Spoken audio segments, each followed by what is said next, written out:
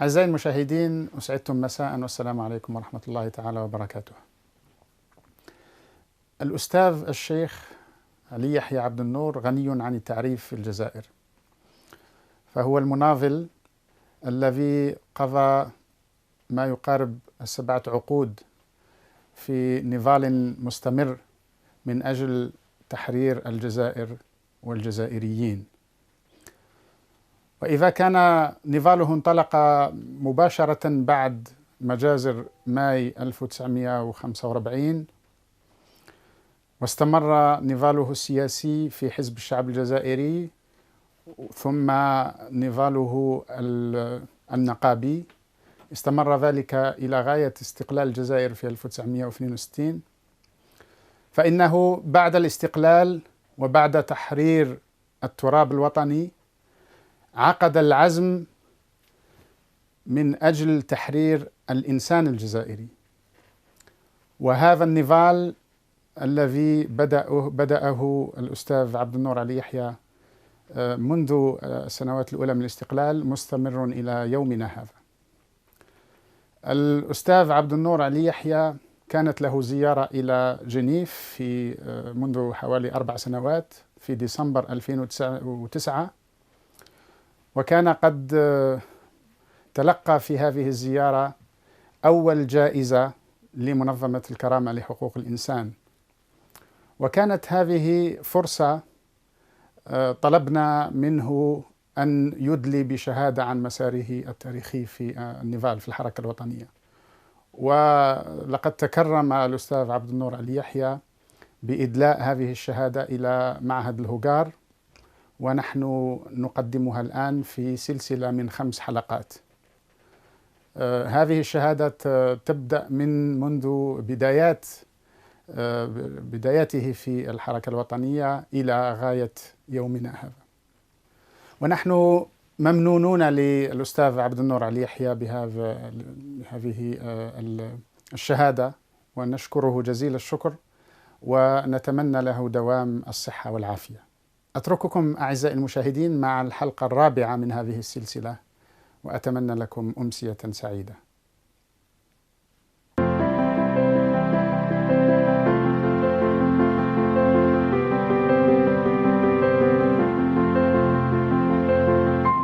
متر علي يحيى، مرحبا بك مرة أخرى. الله يسلمك. البارح وصلنا في الحديث تاعنا إلى وقت الاستقلال لما تحررت البلاد. كنت قلت لي أنك كنت في تونس. نعم. J'étais à Tunis. نعم. Vous n'avez pas pu assister au congrès de Tripoli. Donc, c'est ça.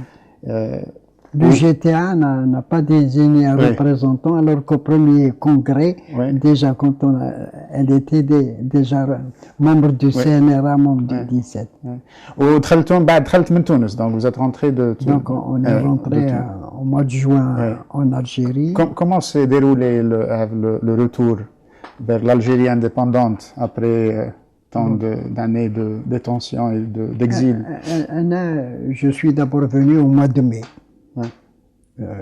C'est 19 mars qu'il y a eu le cessez-le-feu. Je suis rentré le 1er mai parce que tous les dirigeants de l'UGTA ont été libérés après le 19 mars pour prendre contact avec eux. Et quand je suis arrivé à l'aéroport pour prendre l'officier français à Tunis, il est venu vers moi parce qu'au mois de mai, je suis allé à un congrès américain où, à l'époque, ils avaient décidé de donner $1 au congrès pour l'Algérie, pour les ouvriers algériens. Et puis après, ils se sont rendus compte que l'Algérie indépendante allait être pour la Palestine et contre eux. Donc, alors qu'Irving Brown, qui les représentait, avait demandé au congrès de la FLNCIU d'accorder un timbre chaque mois pour l'Algérie, $1, ils ont dit niet. Bon. Quand je suis rentré à Alger, je suis rentré définitivement en juillet, juste avant l'indépendance. Je suis rentré. au secrétariat de l'UJTA, il y avait mon frère qui était membre fondateur. Donc j'ai dit on ne peut pas être deux frères au secrétariat, alors que ma volonté c'était de rester dans l'UJTA, parce qu'il y avait grand chose à faire pendant... Bon, on m'a appelé tout de suite à Tizi Ouzou, on m'a dit on voudrait te mettre sur la liste des 15 candidats à la députation, ce qui fait que j'ai été à la première législation au mois d'août. Au mois d'août 62, il y a des élections, j'ai été parmi les 15 députés. Après, j'ai été rapporteur de la commission des finances en octobre-novembre, quand le gouvernement de Ben Bella a été constitué. Mais à l'Assemblée, c'était donc au moment où Abbas Farhat était président. Abbas Farhat qui était président et c'était Ahmed Francis qui était ministre des Finances. Ministre des Finances. Donc ils étaient tous les deux de l'UDMA. Le problème qui s'est posé, c'est que Abbas était mécontent lorsque Ben Qadda était président du GPRA. Ce qui fait l'UDMA a considéré qu'ils avaient été un peu violentés ou déconsidérés, ce qui fait qu'ils ont rejoint le groupe de Ben Bella, alors que Ben Bella n'était pas venu pour la direction. Quand ils sont rentrés à Alger, donc on l'a désigné, on l'a présenté comme président de l'Assemblée.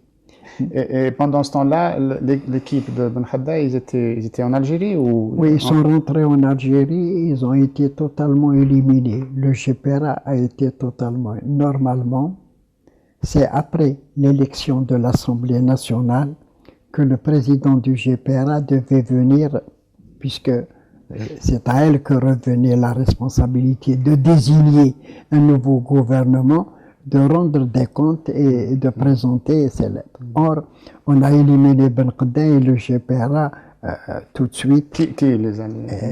L'armée, quand ils sont rentrés, Ben Bella et Boumediene. Quand ils sont rentrés à de l'Ouest. Avant l'élection de l'Assemblée, ils les ont éliminés. Moi, je vous ai dit hier, ça m'a frappé, ça c'est en octobre. Après, je rentre de l'Assemblée, et à côté de moi, il y avait la villa qui était accordée à Ben Qadda, président du GPRA. On a jeté toutes ces affaires d'eau. Je suis descendu à la Villa Jolie pour leur dire c'est pas possible, respecter au moins l'Algérie. Il a été président de l'Algérie, respecter un peu ça. Mais chez nous, vous connaissez comment ça se passait.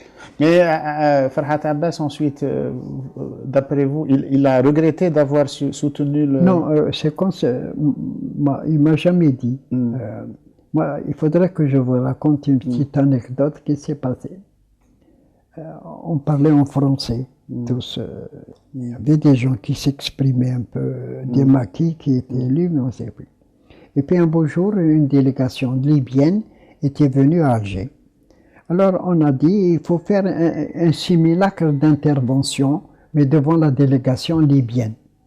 À l'époque, c'était le roi, c'était pas encore Senoussi. Bon, alors on a dit à Haddam, l'ancien Haddam, de parler. واحد من قسمطينة واحد parler un arabe châtié mais n'importe quoi. Mais on a dit فرحات عباس انت تحل جلسة وتقول غير الجلسة مفتوحة.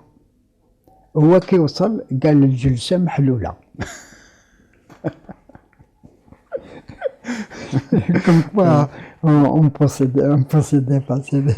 Bon, alors quand c'est posé une commission pour créer, c'était l'Assemblée nationale était une Assemblée nationale pour préparer, pour faire la Constitution. Ouais. Bon, c'était ça. Pour un an, était uniquement une Assemblée constituante. C'était une Assemblée constituante. Farhat Abbas avait désigné une commission pour préparer la commission. Elle est partie pour voir plusieurs pays. sont allés en France, en Grèce, pour ramener des documents et tout pour savoir. Alors, pendant que la commission de l'Assemblée nationale travaillait, Ben Bella et puis le FLN, quand ils ont éliminé au mois de mars Khedar, ils ont sorti un texte et puis ils l'ont lu dans les cinémas et dans les salles où ils ont dit, ce qui fait qu'ils sont passés outre, c'est-à-dire le FLN, parti unique, représentatif, tout ça, c'est là que Farhat Abbas a démissionné. Je ne peux pas accepter qu'une commission ait été désignée, que nous sommes une assemblée constituante désignée pour année uniquement pour voter la Constitution. Or, la Constitution, elle a été présentée dans les cinémas et les choses, il a démissionné. Il y a d'autres, vous vous souvenez des membres, des principaux membres de la commission, ou de son président, qui était en charge de rédiger? Parmi les avocats, il y avait Mbarouk Belhoussine, il y avait de Tlemcen, celui qui était président,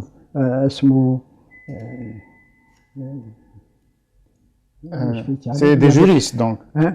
Ils étaient tous des juristes. Oui, c'était des juristes. Non, il y en avait d'autres, mais parmi les juristes, il y avait, comment ça s'appelait, il y avait Bentoumi, qui était ministre de la Justice et qui supervisait un peu cela sur le plan légal. Mais quand on a voté au mois de juin, déjà c'était fait. L'ordre avait été donné, déjà l'Assemblée a été donnée. Entre-temps, au mois de mars, quand Farhat Abbas avait déclaré qu'on n'a pas respecté l'Assemblée constituante, et Ahmed est monté à Michel.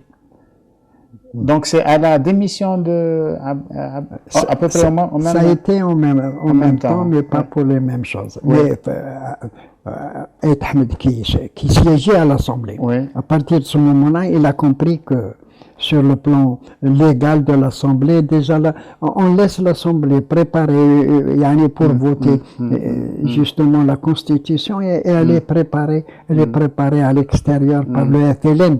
Parce que le FLN, parti unique, c'est lui qui dirige tout. Donc, alors qu'il y avait un commencement de démocratie. C'est vrai, moi je peux dire que l'Assemblée constituante était supérieure à toutes celles qui sont venues après. Même le niveau, les gens ils sautaient soit des maquis, soit avaient une conscience assez normale pour le dire. Donc tout a été faussé. Farhat Abbas après s'est retiré. C'est là où on parle de dissidence de Ahmed. C'est à ce moment-là où il est monté à... Ahmed, c'était en 63. Ah, donc c'est plus... Ah oui. Mais lui, il s'est retiré à titre personnel. Avant, il n'avait pas déclaré. C'est en 63 qu'il va commencer. Mais déjà, il s'était retiré de l'Assemblée. Alors qu'avant, il intervenait de temps en temps. Surtout que quand Khedar était encore secrétaire général du parti, il intervenait de temps en temps et puis il faisait de bonnes interventions sur des points précis. Après, il s'est retiré et puis après, il est né en 63. Le FFS est né le 29 septembre 1963. Donc, après la démission de Farhat Abbas, qu'est-ce qui s'est passé au niveau de l'Assemblée? D'abord, on l'a désigné comme président de l'Assemblée. Avec Tawahran, qui était l'ami de Ben Bella, Ben Allah, qui était déjà responsable du parti. Donc c'était lui le responsable. Quand Khedar est parti, on l'a désigné comme secrétaire général du FLN parce que le président Ben Bella était déjà président de la République. Donc il a assumé les deux choses. Et vous étiez, vous, à l'Assemblée? Oui, on était à l'Assemblée. Alors là, c'est la deuxième assemblée, parce que la constituante était élue pour la Constitution. Elle a terminé son mandat après le vote par l'Assemblée de la Constitution. Il y a eu l'élection aussi au mois de septembre, normalement pour une durée normale, une constituante, et elle a été interrompue par le coup d'État du 19 juin. Vous avez été élu à cette deuxième? Oui, j'ai été élu à cette deuxième constitution jusqu'au 19 juin. J'étais membre du comité central aussi. Il y avait des réunions du comité central à l'époque assez sérieuses. Les gens posaient les problèmes. Bon, mais déjà, on sentait le FLN un peu à la soviétique. c'est le parti unique qui dirige tous les autres organismes ou toutes les institutions de l'État doivent être sous la tutelle du parti unique. Et après cela, c'est Ben Bella qui a pris les deux têtes, le président de la République et puis secrétaire général du parti. Et cette attitude de Ben Bella, elle a suscité des réactions dès 63. Donc, il y avait des gens qui n'étaient pas contents de sa conduite. Bon, il y avait des gens qui... Mais à l'époque, déjà, ils avaient couvert tout. La presse, il y avait Chab et puis le Moudjahed. Ils étaient directement aériés. Il y avait un journal du parti qui s'appelle La Révolution africaine aussi. Ça a été pris. Il y avait un moment donné, Harbi était dans la Révolution donc, africaine. Ils essayaient, mais ils ont été tout de suite dopés par le parti unique. À partir du moment où Khidr avait démissionné du secrétariat, après il est parti en Suisse. Donc, ils ont repris le parti unique dans son entier, comme ça existe dans l'Union soviétique, et surtout comme ça existe au Caire avec Nasser. Ben Bella avait une attitude sur ce plan-là qui était du suivisme. Voilà. Et parmi les militants, les leaders de la révolution, comment se sont produits les actes de protestation? Comme c'est Hussein Aït Ahmed ou Bouviaf, c'est à ce moment-là qu'ils ont commencé à partir, à montrer leur mécontentement? Il faudrait que je vous dise que Farhat Abbas et Bentoumi, ils les ont mis en résidence surveillée dans le sud. Avant que la Constitution ne soit votée, parce que Farhat Abbas était protestataire publiquement. Comment on va voter une Constitution dans des cinémas ou dans des cafés alors qu'il y a une chambre. Donc entre sa lecture dans une salle de cinéma et son adoption, après, ils ont arrêté... Ils l'ont mis en résidence surveillée avec Bentoumi, qui était ministre de la Justice, parce que lui aussi avait voulu bloquer un peu. Donc ils les ont mis en résidence surveillée. Il y avait après la Fédération de France, parce que la Fédération de France, ils ont tous été élus comme députés. Omar Boudaoud, comment il s'appelle, Ali Haroun, comment il s'appelle, ils ont été élus députés. Ils ont suivi la position à Tripoli. Ce qui était contre Ben Bella à Tripoli, ça a continué. Le problème, Ben Bella, il a voulu ramener, il y avait Ali Menjli qui était avec lui, Khaïd Ahmed qui était membre de l'état-major à l'extérieur. Ils ont tous fait bloc. Et déjà, quand ils sont rentrés, ils avaient préparé. Depuis 1958, ils préparaient déjà la succession, elle était préparée. Ben Bella, on a fait appel à lui, c'est uniquement parce que les autres n'étaient pas populaires. Ben Bella n'était pas connu des Algériens quand il est arrivé. On s'est servi de lui, mais il savait bien qu'à la longue échéance. Au comité central, il y a eu 2 réunions qui ont été un peu houleuses. On dirait où nous allons. Est-ce qu'on va rétablir la démocratie? Est-ce qu'on peut permettre à ce peuple souverain de lui-même désigner ses représentants? C'était quand? C'était à quelle date? Les réunions, c'était à quelle date? Le comité central, il a été élu en avril 64.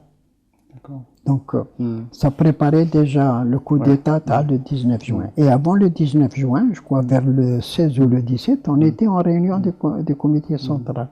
Restons un petit moment juste en 63. Ensuite, on va passer au coup du 19 juin. Vous avez quitté Alger pour aller en Kabylie. C'est dans quelles circonstances que vous avez pris cette décision? Toute cette préparation de Kabylie a été faite par Aït Ahmed. Aït Ahmed s'était retiré une année avant, au mois de mars 63, pour voter pour la Constitution. Il s'était retiré.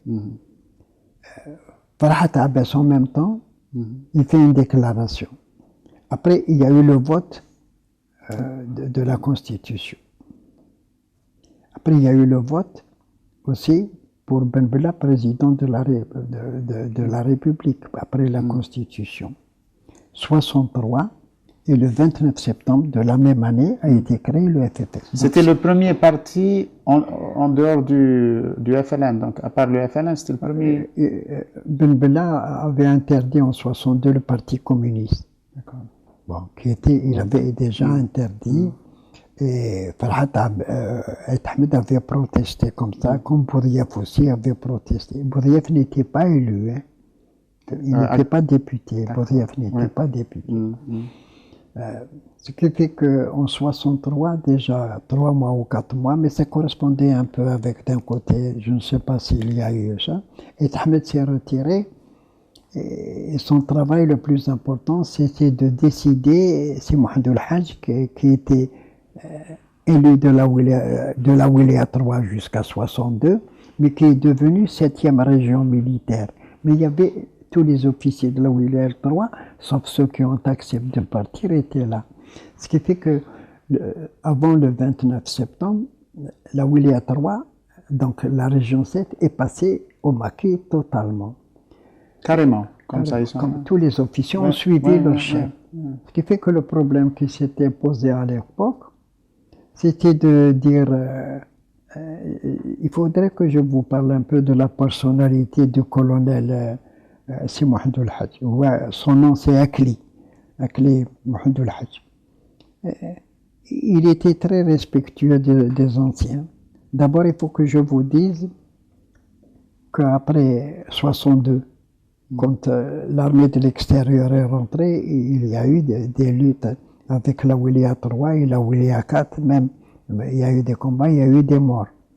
Ce qui fait que déjà, entre la lutte entre le GPRA et après l'armée des frontières avec Ben Bella,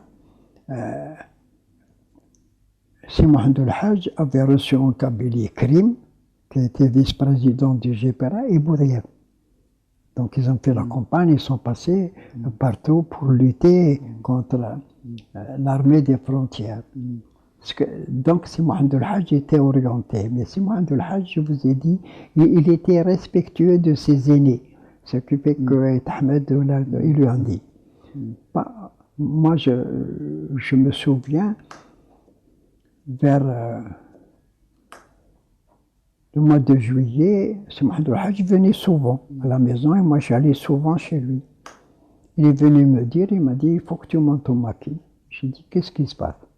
Il m'a dit, Ahmed, ça fait 6 mois qu'il travaille là-bas, il m'a demandé, et nous on va aller l'appuyer sur le plan politique pour poser les problèmes. Il ne faut pas qu'un groupe s'accapare de la révolution algérienne. Nous avons tous participé, le peuple algérien a été de tous les combats, il faudrait quand même ne pas le priver de sa libération et de ne pas... il a été au moment des semailles, mais aux moissons, c'est les autres qui prennent les moissons. C'était les paysans qui passaient. Donc, vous l'avez bien connu donc, Si Mohamed El Hadj? Je voyais, j'étais son ami personnel, des Tizi Ouzou. Des Tizi Ouzou. Il avait confiance en moi. Ce qui fait que quand je suis parti, Ain El-Hammam, c'est mon village. C'est le village d'Ahmed, je les ai rencontrés là-bas avant le 29. Donc pour discuter les problèmes. Et c'est là que j'ai compris, parce que je ne connaissais pas l'armée, à la réunion qui s'est tenue, les militaires ont dit, ne comptez pas sur nous pour tirer sur nos frères. Mais nous vous aidons à poser le problème politique afin qu'il n'y ait pas de dictature, de parti unique qui s'impose et que ce soit un peu la démocratie et que surtout le peuple algérien, puisque vous avez fait un congrès à Tripoli, il fallait le faire en Algérie pour que ceux qui sont sortis des camps, des prisons, de l'armée, tous participent. C'est ici qu'il fallait faire le congrès, ce n'est pas à Tripoli. Or, on l'a fait là-bas, c'était pour chapeauter le GPRA, dresser un bureau politique au-dessus de lui et éliminer le GPRA. Voilà comment ça s'est passé. Puis, après quelques escarmouches, est venue ce qu'on appelle la guerre des sables. Bon, Donc il y avait un problème, on s'était réunis à dire comment on va laisser l'Algérie envahie, elle était en situation de faiblesse par rapport au Maroc avec tout ce qu'elle avait perdu, c'était pas possible. Donc on s'était réunis, on avait désigné une délégation de 2 membres pour aller voir Ben Bella. C'était Saïd Abid qui nous avait ramenés parce que Saïd Abid avait la région 1 qui allait de Tizi Ouzou jusqu'à Alcina. On est descendu un soir à Naoumora Dostik, qui était avocat en France. Mais déjà, si vous voulez, la tendance était faite. Je représentais Si Mohamedou Hadj et l'autre représentait Aït Ahmed.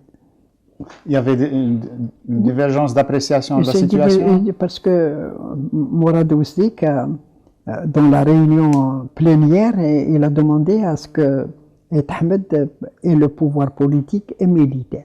Or, Si Mohamedou Hadj était colonel antique et il a pris le Mati et ses officiers ont dit non.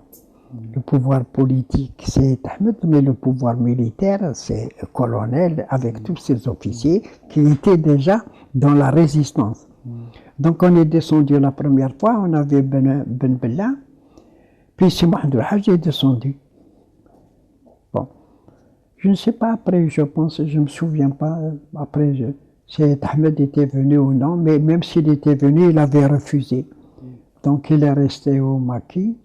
Mais quand Si Mohamedou Hadj est rentré avec les officiers, il ne restait pas grand-chose. C'est ce qui fait que quand Ahmed était arrêté, il n'y avait pas grand monde derrière lui. Les gens ont obéi au patriotisme qui était demandé pour lutter contre l'ennemi extérieur. L'ennemi extérieur passe avant l'ennemi intérieur. Voilà comment ça s'est terminé. C'était Ça c'était donc en 63. Fin 60. Oui, en novembre.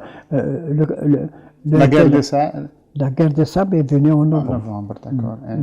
Et en 64, donc vous êtes donc élu à la première assemblée qui a 63. En 63. Donc après une année, parce que la constituante avait une année pour préparer la constitution. J'étais jusqu'à 65, donc on était, mais dans la période 64, on était plutôt au comité central. Parce que puisque le comité central est devenu le parti Massoud qui dirigeait, c'est là qu'il fallait porter. Il y a eu quelques réunions, et puis est arrivé le 19 juin, qui était en préparation. Quand il y a eu le 19 juin, Cherif Belkacem est venu me voir. Il m'a dit, Boumediene voudrait que tu sois ministre. J'ai dit, moi je ne suis pas libre. Je viens de la Wilaya 3 et j'étais avec Si Mohamedou Hadj. Donc j'ai rencontré Si Mohamedou Hadj.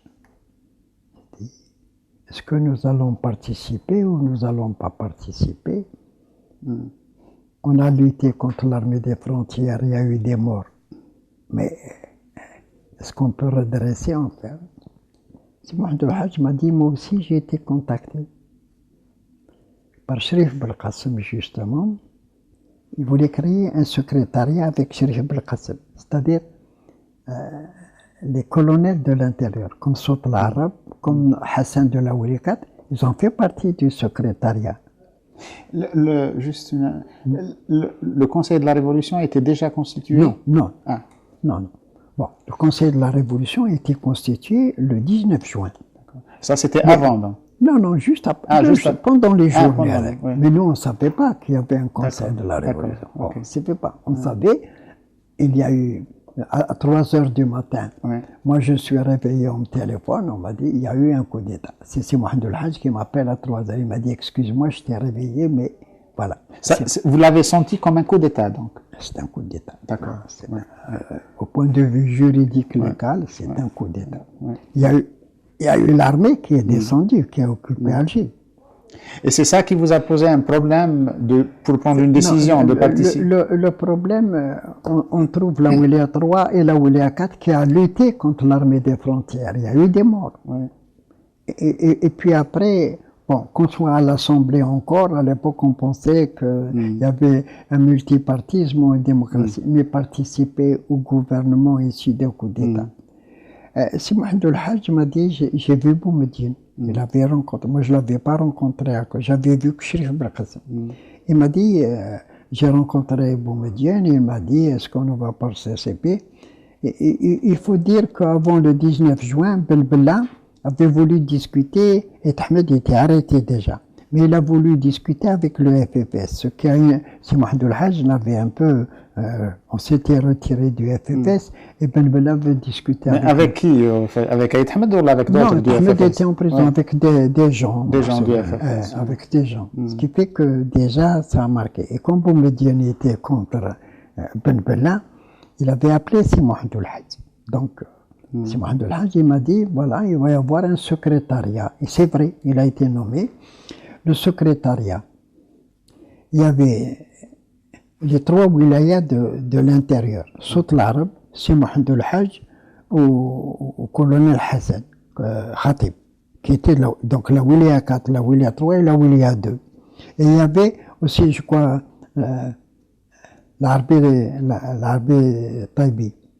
Donc, et Cherif Belkacem, le 5e, c'est lui qui dirigeait. Ils avaient quelle fonction? Le secrétariat, c'était... C'était le parti du FLN.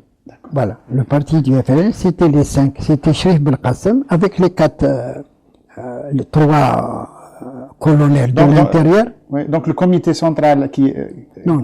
Le comité central, c'est avec Belbella. Donc ils ont tout remis en... Oui, tout, les députés, tout. C'était remis. Oui.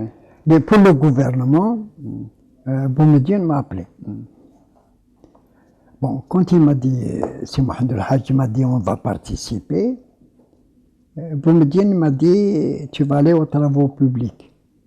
Donc, un poste technique. Je lui ai dit non, moi je vais au travail. C'est ma fonction. Donc, il a reçu le GTA, c'est la même chose. Il n'a pas voulu. Donc, il ne voulait pas qu'il y ait une force constituée. Il m'a dit, travaux publics, c'est technique. C'est du béton, c'est des choses. Tandis que moi, j'étais préparé pour être ministre du Travail. J'avais assumé les fonctions dans le GTA, donc c'est le social. Donc, cette portée-là. Il a refusé la misère d'année. Bon, on a constitué le gouvernement. Au bout d'une année, Boumediene m'a appelé. Il m'a dit, tu vas aller à l'agriculture, tu es préparé pour cette agriculture. J'ai dit, quoi faire à l'agriculture? Il m'a dit, on va faire la révolution agraire. Tu fais la révolution agraire? Il m'a dit, oui. J'ai déjeuné avec lui, tout seul. Mais au cours des années de gouvernement, j'ai toujours assuré ma mission autonome. J'intervenais dans le gouvernement, toutes les affaires. Ça n'a jamais ça a toujours déplu au groupe de Oujda.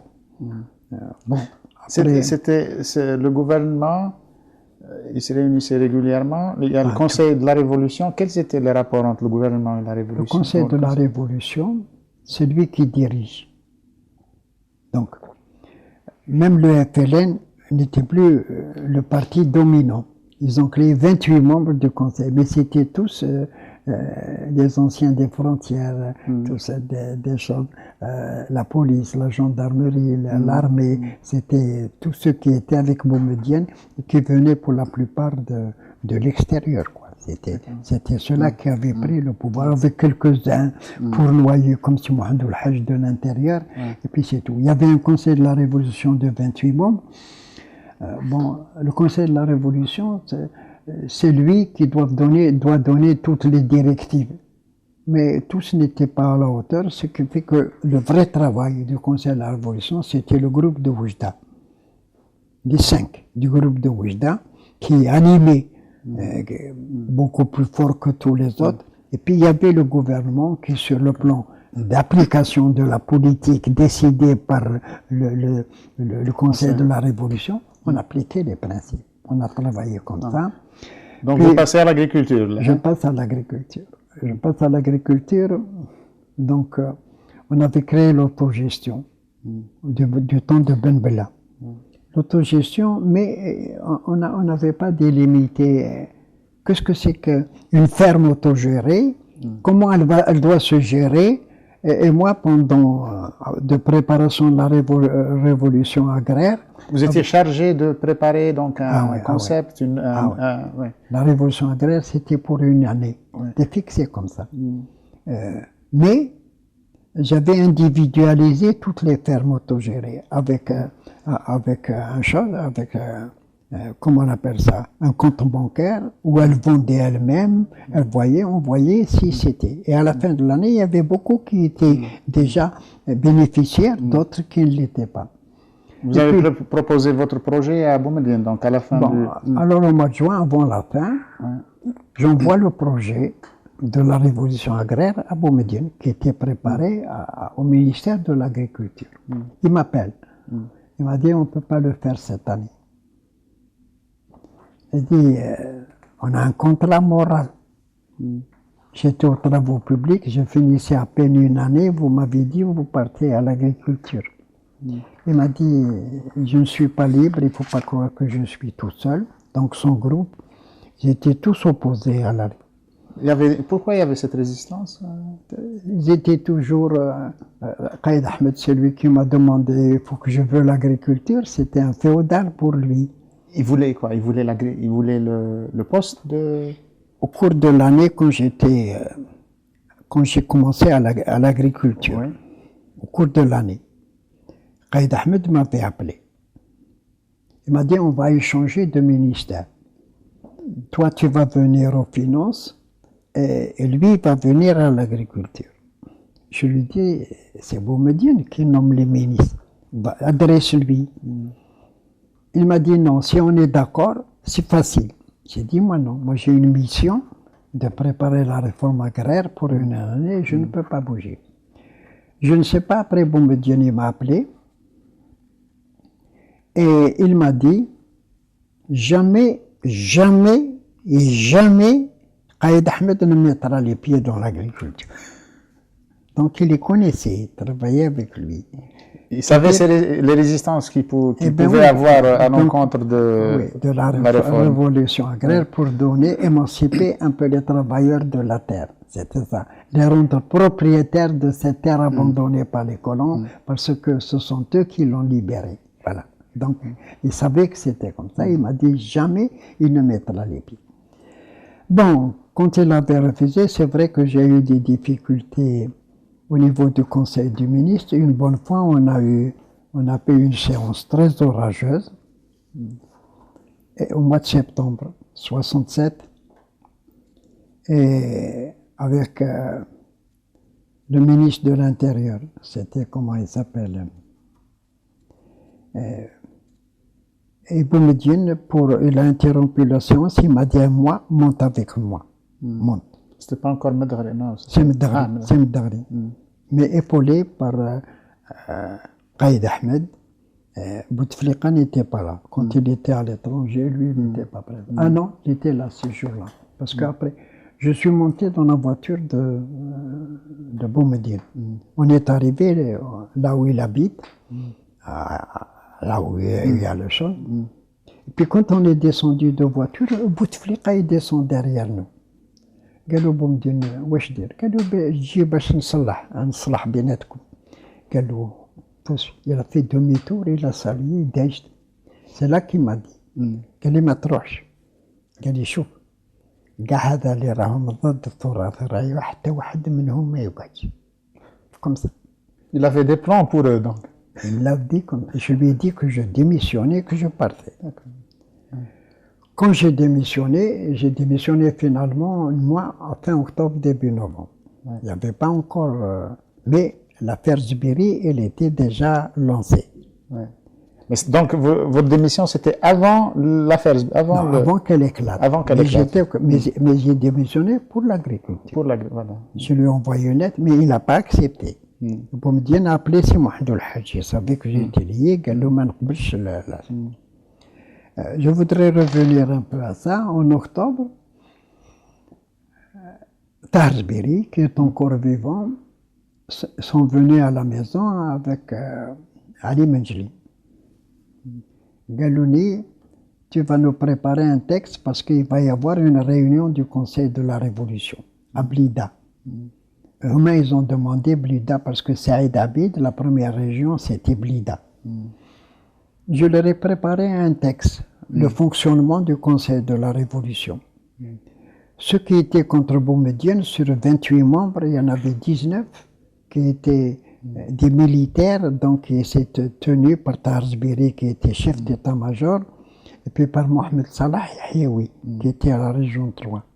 Et Saïd Abid était à l'époque d'accord. Donc, région 1, il y avait beaucoup de gens de l'Orest qui étaient dans l'armée. Il suffisait de réunir les 28 membres et puis préparer le texte, je vais le rendre public d'ailleurs. On vote pour changer. Boumediene, il était président du Conseil de la Révolution à partir du 19 juin 1965.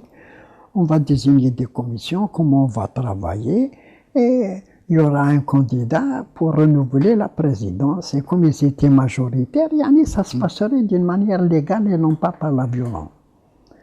Ce qui n'a pas eu malheureusement. Quand ils sont partis de la maison, ils étaient d'accord avec le test. Et puis après, 3 jours après, j'en ai un commandant, envoyé par Tarzbiri, qu'il est resté tranquille, nous réglerons nous-mêmes nos problèmes. Voilà comment ça s'est passé. Moi, j'ai démissionné, donc j'ai quitté. Boumediene est resté jusqu'au mois de mars pour nommer Taïbi Larbi, ministre. Le ministre de l'Agriculture. Il ne voulait pas au début. Il a appelé c'est Mohamed El Hadj aussi, avait démissionné. Il était où, c'est Mohamed? Au secrétariat du parti. Ah, au secrétariat. Au secrétariat du parti. Et c'est Mohamed El Hadj a été inculpé dans l'affaire de Tarzbiri. Parce que l'armée de Mellah, commandant Mellah, il était à côté de l'Harraj. Et puis Boumediene ne voulait pas qu'elle soit là. Il voulait qu'elle parte à Chulf. Ce qui fait le 19 juin, elle est venue de Chulf.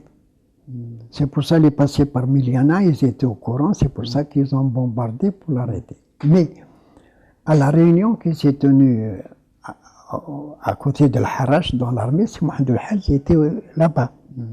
Donc ils l'ont dénoncé comme quoi il a été là. Il a été appelé. Il est venu me voir chez Mohamed El Hadj, il m'a dit celui qu'ils appellent le général Mokhadak, c'était lui qui était juge d'instruction. Il était à l'époque lieutenant juge d'instruction.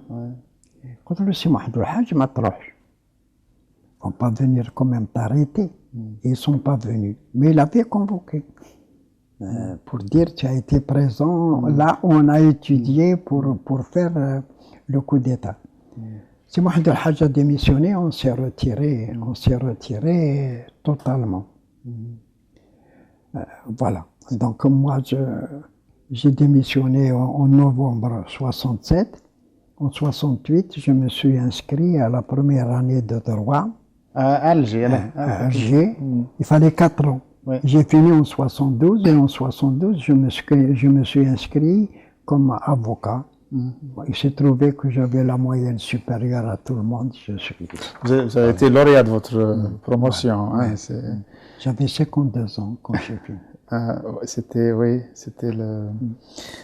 et là, une fois que vous avez votre licence de droit, vous êtes avocat, vous allez vous lancer dans une nouvelle lutte, la lutte pour l'état de droit et la défense des droits de l'homme. Alors, quand j'étais avocat, j'étais d'abord chez mon frère.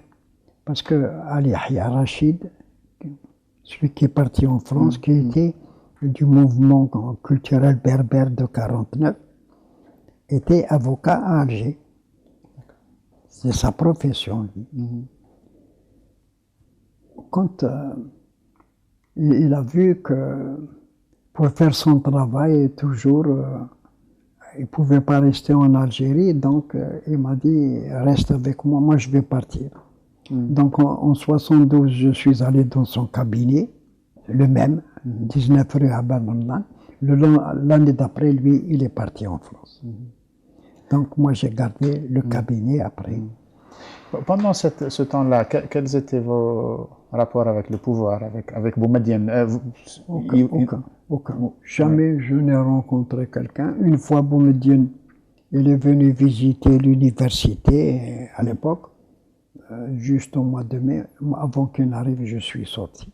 Je ne voulais pas rester là-dedans. Je l'ai rencontré une seule fois, mais très agréable quand c'est Mohamed El Hadji est mort. Il est mort en 69-70.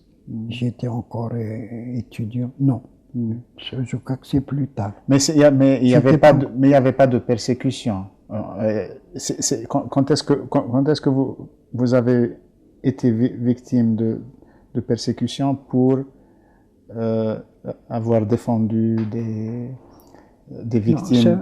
C'était pas autant de Boumediene. En 72, j'étais étudiant. Donc, je l'ai rencontré, je ne sais pas si Mohamed El Hadji, j'étais pas avocat encore. Donc, c'est 70 ou 69 qu'il est mort.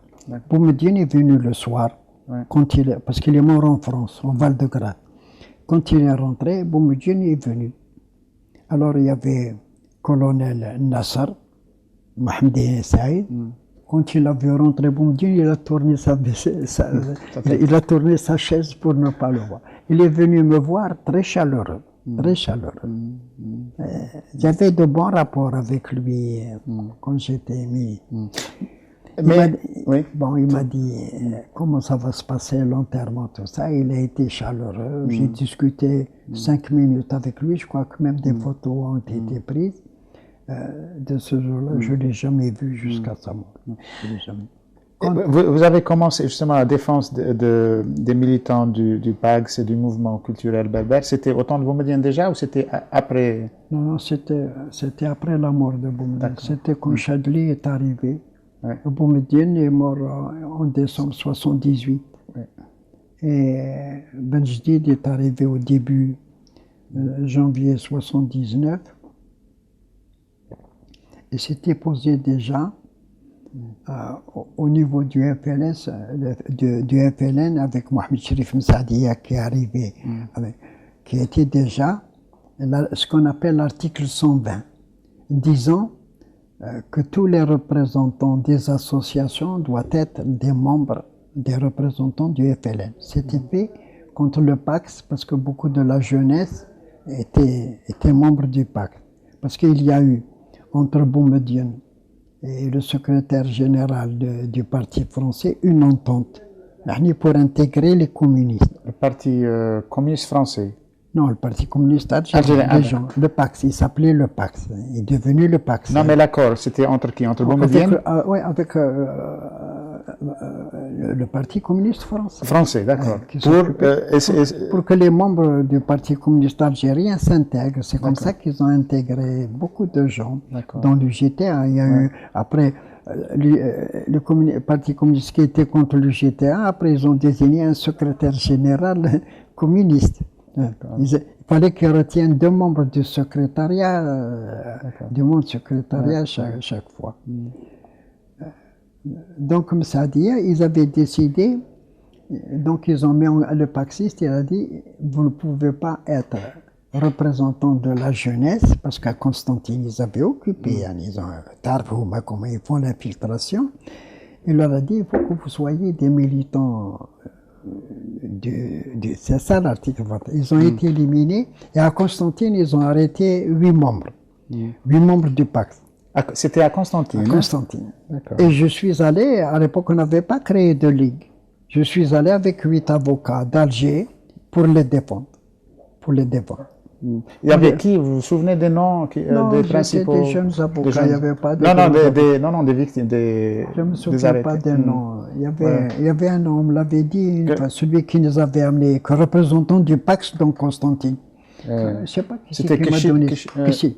Kishid. Voilà, c'était Kchid. Ouais, ouais. Bon, nous sommes allés là-bas, on a plaidé contre les jeunes, après on a gardé des relations avec eux, il y avait des architectes, des professeurs, le PAX avait des cadres à l'époque. En 79, hein, ça. 79. Et en même temps, il y avait le renouveau du mouvement. Il y avait 80. Est arrivé. D'accord. Donc après 79 arrive 80. 80 arrive le soulèvement. Et ils ont été emprisonnés. Mais moi, je n'ai pas défendu ceux de 80 parce que quand on a arrêté ceux de 80, c'est-à-dire les militants du mouvement culturel berbère. Le 20 avril, j'étais avocat puisque j'avais défendu en 79. Ouais. Et ils sont venus me demander pour les défendre. Mais Saïd Sadik qui était en prison, mais à l'époque, les gens les voyaient. Bon, ils ont dit à Yahya non parce que mon frère Rachid, qui était en France, avait créé un parti là-bas. Et l'administration a lancé sur lui. C'est Ali Yahya. Pourquoi? Parce qu'à Tizi Ouzou, parmi les membres qui ont été arrêtés, un membre important du MCB, il a dit « Je suis un militant de Rachid Ali Yahya ». Et comme il y avait la propagande contre lui, ça a dit il ne faut pas Abdelnour qui le défend. Après, il s'est excusé quand il est sorti, mais il n'a pas fait. Après, ça a commencé. Il y avait les membres du tribunal militaire qui étaient poursuivis après l'affaire Tahrzbiri de 74, de 67. 67. Il y avait des affaires qui étaient encore en relance, poursuivis des autres. J'avais défendu. J'ai commencé par eux. Ensuite est venue toute la chaîne. Donc, juste après, j'ai défendu les berbéristes. Après, j'ai défendu, on n'a pas dit, un belbéliste, qui a été arrêté pour l'affaire Taben Bella, où j'ai été arrêté en 83. Ça, c'était en 83, hein? Avant, 81, puisqu'on m'a arrêté après en 83, c'était ça, on m'a dit que tu as travaillé avec Ben Bella. D'accord. Donc, en 83, vous allez connaître la première arrestation. Alors, je vais connaître la première arrestation. Dans l'Algérie indépendante. J'ai été arrêté le 2 octobre, mais j'ai été arrêté dans mon bureau. Normalement, il faut la présence du bâtonnier. Quand on arrête un avocat dans ses fonctions, ils m'ont amené à la maison. L'officier qui m'a amené à la maison, ils ont fouillé la maison. Ils ont trouvé les photos de Boumediene avec moi, quand j'étais ministre, surtout de l'agriculture, beaucoup de photos. Et l'officier là, c'est un capitaine, il m'a dit, ces photos-là, je les prends. Mais je les prends pour moi. Il les a prises tous. Et puis je me souviens, j'avais pas écrit, mais j'avais ramassé toute la documentation sur la torture. À quelle époque? La torture coloniale ou après? Moi-même, ils ont trouvé ça, ils les ont pris. Et même après qu'on soit arrivé à la sécurité militaire, j'ai lu les 2 cahiers. Il y avait 2 cahiers de tout le monde. Je prenais des cas. Mais c'était pas dans mon esprit que j'avais écrit, mais j'ai dit, je vais voir. Le capitaine là qui après m'a dit, vous les aurez jamais, c'est fini. Je les intègre pendant le dossier. Oui. Bon, je suis arrivé. Je suis passé, donc, je ne sais pas si c'est la même salle, là où j'étais passé quand j'étais arrêté le 7 janvier 57. C'était à la DST. À la DST, elle est devenue sécurité militaire. Donc j'ai été arrêté en 83, le 2 octobre 83. On est passé par la même chose. Quel sentiment vous avez eu en évoquant l'époque coloniale et en vous retrouvant dans le même... C'est ça, pendant que j'étais tout seul, ils ne m'ont pas frappé. Ni les Français, ni les choses. Mais c'est après que j'ai appris que c'était le Khlayat. Au bout de 3 jours, 4 jours, on m'appelle. Je vais dans un bureau, je trouve un homme, je ne connaissais pas. Il m'a dit, vous avez été ministre de l'Agriculture, je veux vous entendre parce que nous avons réglé tous les problèmes, on a quelques noirs à l'agriculture. D'après moi, je ne sais pas que l'agriculture, le point noir, il y a tous les points noirs. Bon. Mais ce n'est qu'après ma libération que j'ai préparé Nejoudi, qui connaissait son médecin, parce que les Yehudis étaient médecins. قالوا c'est le Kahl Ayad. Ayad. Donc pour le Kahl Ayad, ils vous ont arrêté parce que vous avez failli à votre mission au ministère de l'Agriculture. Non, il voulait m'interroger pour lui donner des conseils. Non, à l'agriculture, il savait bien que je n'avais pas. Non, mais je ne savais pas. Il m'avait posé ce qu'il y a là-dedans, ce que je retiens de ce que j'ai passé là-bas, les 15 jours. Un jour, le commandant m'appelle. Bon, je monte, et puis je trouve comme ça une quinzaine de types debout. C'était une séance pratique. Alors le commandant là qui m'interrogeait, il y avait deux commandants qui m'ont interrogé dès le premier soir. Il leur a dit, c'était des lieutenants. Stagiaires. Il leur a dit, voilà, généralement, quand vous torturez quelqu'un, vous me dites, voilà, il a signé, il a décidé. Posez des questions à quelqu'un et vous voyez si vous pouvez répondre ou si vous posez des questions. Ça a duré 2 heures. Après, c'est lui qui posait des questions, les réponses, et puis il disait aux autres. C'était une séance de pratique. Voilà ce que j'ai retenu. Et puis de le Kahl Ayad qui m'a... Mais le jour où le Kahl Ayad m'a reçu, il m'a commandé un repas d'un restaurant à l'extérieur. Il a été très poli. Bon, 15 jours, et puis on est allé à Berwaguia, comme la DST, ça a été fait. À Berwaguia, on avait arrêté Omar Aïchoun, qui était président des commerçants. Et ce Aïchoun, je l'avais rencontré pour la préparation de la grève, parce qu'à un moment donné, ils ont voulu que le GTA et le GCA mènent la même combat. On a évoqué ça hier. Et lui aussi, il était à Berwaguia, je crois. Oui, il était à Berwaguia, mais lui avant moi. On nous a arrêtés ensemble, mais lui, on l'a amené tout de suite, tandis que moi, on m'a gardé 15 jours. Mais quand je suis arrivé là-bas, il a tout de suite répondu à Yahya, c'est lui qui représente le GTA, il est reçu par plein, j'ai assisté. Et là, en 83, il était aussi arrêté? Il a été arrêté. Vous le retrouvez là-bas? Il a été arrêté, je pense, en même temps. Mais moi, lui, on l'a amené directement à Berwaguia, tandis que moi, on est resté là. Donc, 15 jours après le 7, vers la fin janvier, vers le 25 janvier, on nous avait amenés là-bas. On est resté, le camp de comment il s'appelle, d'Aïnou Sarin, il a été créé après la bataille d'Alger. La bataille d'Alger a commencé après la grève de 8 jours. Donc, je ne sais pas, vers le mois de mars, avril, on nous a amenés là-bas. Là, excusez-moi, là vous parlez de la première ou la deuxième arrestation? C'est l'arrestation de 83, là. Oui, quand nous allons à la Ah, d'accord. On revient à... Non, mais vous pouvez... Non, c'est juste, je voulais juste une précision. On l'a étudié. Mais quelle a été... Vous avez quand même dû avoir une réflexion quand vous retrouvez votre co-détenu, comme le nom, Aouchine, monsieur, quand vous le retrouvez en 83 à Berwaguia, alors que vous avez été à Berwaguia ensemble dans un camp de détention, c'est quand même ça.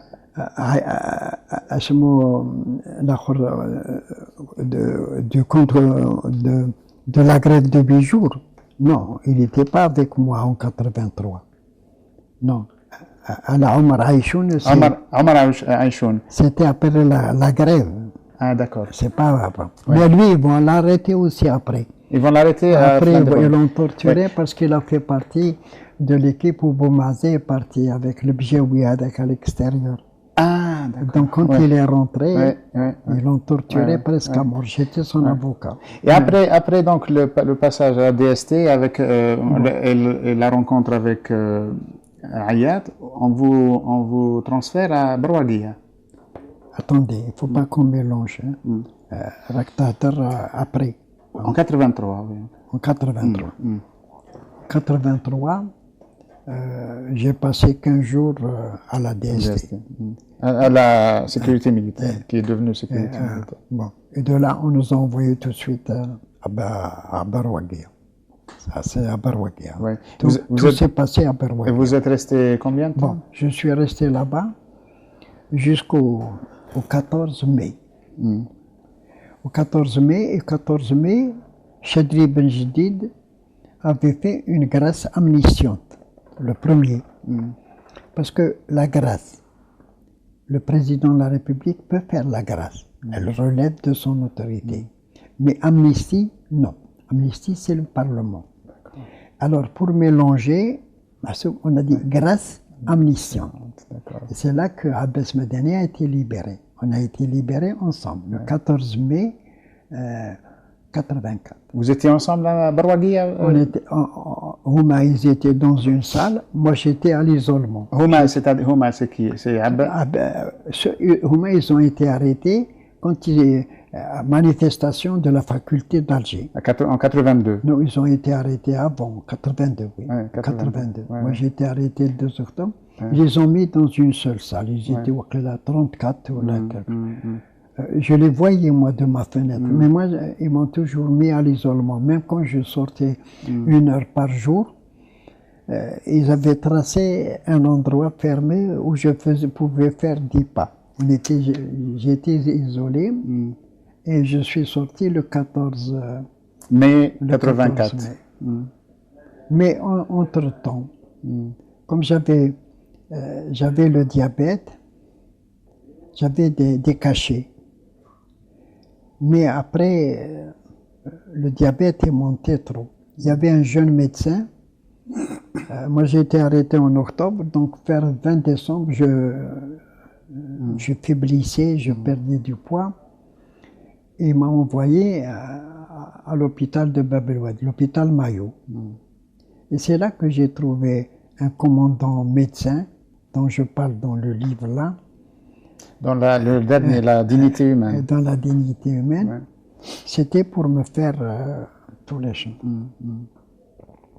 Il avait vu que j'avais maigri, que ça allait mal, j'avais 3 grammes 20 de choses. Bon, il a commencé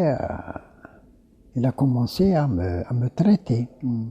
Et puis il y a eu une manifestation le lendemain au ministère de la Justice pour ma libération. Il a appelé au ministère de la Justice et le ministre de la Justice elle a dit il faut le renvoyer tout de suite en médias.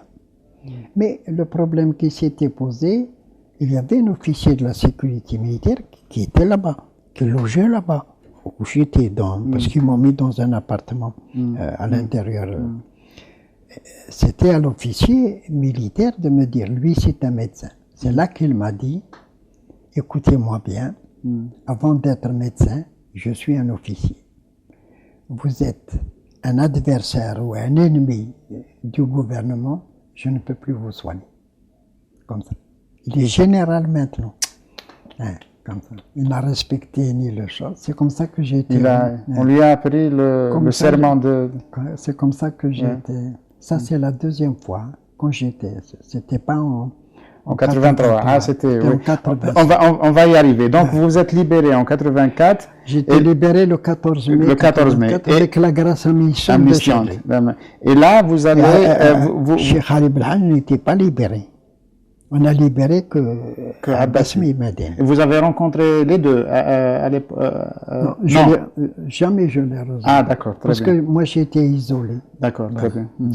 Ensuite, après votre libération, c'est une autre étape, c'est la création de la Ligue. C'est la création de la Ligue. Juste après votre libération, vous commencez à travailler sur ce Ça, c'est la création de la Ligue. J'avais défendu les enfants du Chouhada aussi, qui ils venaient tout le temps. Je ne faisais que ça.